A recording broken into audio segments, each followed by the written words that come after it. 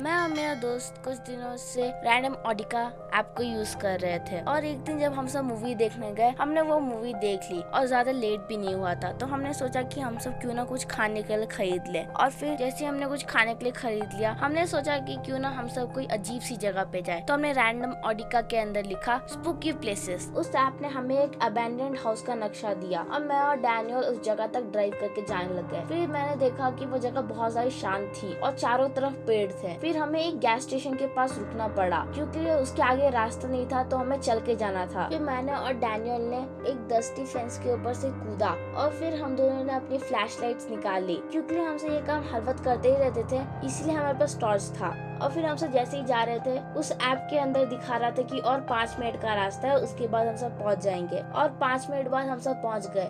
वो जगह बहुत ज्यादा डरावनी थी और हमें ये भी नहीं पता चल रहा था कि उसके अंदर कोई है या नहीं। वो जगह बाहर से बहुत ज्यादा ही गंदी दिख रही थी। और फिर मेरे दोस्त ने मुझसे पूछा कि क्या हमें अंदर जाना चाहिए, क्या तुम अंदर चलोगे? और फिर मैंने सोचा कि यहाँ पे कोई और ऑप्शन नहीं है और मुझे उसके साथ जाना चाहिए, तो मैंने बोला ठीक है, हम सब जाते हैं। फिर हमने जैसे ही गेट खोला, हमें दिखाई दिया कि जितनी गंदगी बाहर थी उतनी ही गंदगी अंदर भी है। फिर हम सब ने देखा कि वहाँ पे कुछ नहीं था। फिर मैं और मेरा दोस्त डैनियल हम सब सेकंड फ्लोर पे जाने लग गए और सेकंड फ्लोर के पास सिर्फ एक ही दरवाजा था। हमने उस दरवाजे को खोला और हमने देखा कि बाइबल के पेजेस दीवार के ऊपर चिपकाए हुए थे और छत के ऊपर भी, और कुछ पेपर्स फाड़ के नीचे फेंक दिए थे। अगर आपको ये डरावना लगता है तो हमने कुछ और देखा जो बहुत ज्यादा डरावना था। एक बैग था जो बेड के ऊपर रखा हुआ था। मैंने उस बैग को खोला, उस बैग के अंदर देखा एक छोटा सा बाइबल था, एक मैच बॉक्स, एक सीजर और एक हैमर जिसके ऊपर खून लगा हुआ था। मैंने अपने दोस्त डैनियल को ये सब दिखाया। मेरे दोस्त ने बोला हमें यहाँ से चले जाना चाहिए और फिर हम सब जैसे ही नीचे आने लग गए, मेरे दोस्त डैनियल ने मुझे रोका